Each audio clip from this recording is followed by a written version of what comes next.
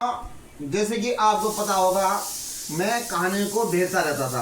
हाँ भाई, कहानी को भेजता रहता था, लेकिन ऐसा काम पड़ा बीच में, कुछ तबीयत भी खराब हुई मेरी, और मैं ड्यूटी से लेकर समिति के कामों से लेकर रिश्तेदारी मेहमानों को सबको मैं अस्त व्यस्त रहा दोस्तों। तो आज मैं एक वही घिसी पिटी कहानी को आप लोगों के सामने रखूंगा, तब भी आपको बहुत इंजॉय मजा आएगा।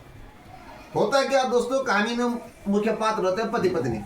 जैसे हम हैं पति पत्नी, वैसे रहते हैं, ठीक ठाक रहता है बेचारा, मुजरे दिहाड़ी करके भी एक मध्यम वर्ग का आदमी रहता है, जिसके घर में टीवी रहती है, मोबाइल रहता है, ऐसी व्यवस्था रहता है। लेकिन उसका एक भैंस रहता है, क्योंकि घर वाले दूध की शौकीन थी, तो उसका भैंस बंधा रहता है। पहाड़ों की बात है वो।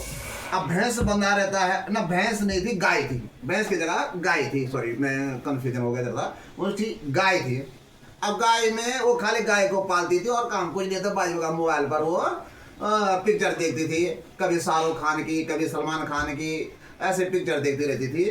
क्योंकि हमारा अनुभव है ना, इसलिए करे में। और साहब हुआ क्या, पति कहता था कि आज रोटी बनाना, तो उसने भात बनाना था, भात बोले तो चावल बनाना था, ठीक। अब पति ने बोला कि आज भाई मैं आलू मटर की सब्जी बनाना, तो उस दिन क्या बनाना था, उसने आलू बड़ी की सब्जी बनाना था। वो पति पर शक करती थी, और इसलिए पति का उल्टा विचार रहता था। वो जो पति से बहुत खुंदक करती थी, बोले देखो, जो पति के बारे में ध्यान रखता है वो उतना ही प्रेम करता है कि कहाँ जा रहा है मेरे पति, क्या कर रहा, इसका मतलब साफ जारी होता है, इसका लगाव है उससे, ठीक। तो होता क्या, वो बहुत परेशान हो गया बेचारा, ऐसा हो गया जैसे बिल्कुल जैसे इतना कमजोर होगा, हड्डियों का ढांचा हो गया वो। और पत्नी मोटी जैसे हम। आप पत्नी बेचारी मोबाइल में देखती रहती थी और अपना पिक्चर गाना जो भी थी व्यस्त रहती थी। अब देखो ऐसा होता हमारे इधर है कि जब गर्मी होती है ना, तो छानियाँ होती हैं, और छानियों में उस गाय भैंस लोग ले जाते हैं छानियों के लिए गर्मियों में। तो बीच में नदी थी। अब नदी थी तो नदी में भी पुल की व्यवस्था थी नहीं उस समय, इतना पानी था। घर वाले को तैरना भी नहीं आता था। उसने कहा इस घर वाले से परेशान तो मैं ये यूं हो गया त्यों हो गया, कब छुटकारा मिले, वो भी परेशान हो गया बेचारा। अब उस घर वाले ने गाय की पूंछ पकड़ी, उसने गाय का जो गले में टाइप होता है रस्सी बांध रखी थी, उसने बांधा, और गाय को नदी पार करा रहे थे वो।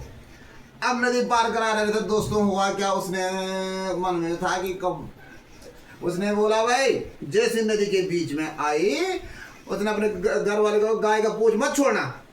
अब वो उल्टी थी, उसने फटक से छोड़ दिया, और घर वाली बैठ कर चले गए, वो स्वतंत्र हो गया।